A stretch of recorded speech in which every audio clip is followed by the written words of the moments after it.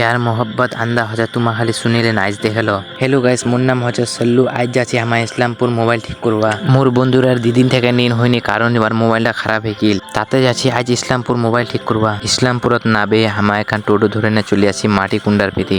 এরা হচ্ছে মোর handsome friend. Finally আমার দোকানটা চলো, সেই দোকানটা মোবাইলটা দিয়ে না আমার চলো এই মাটি কুন্ডার পেতে ঘুরবা।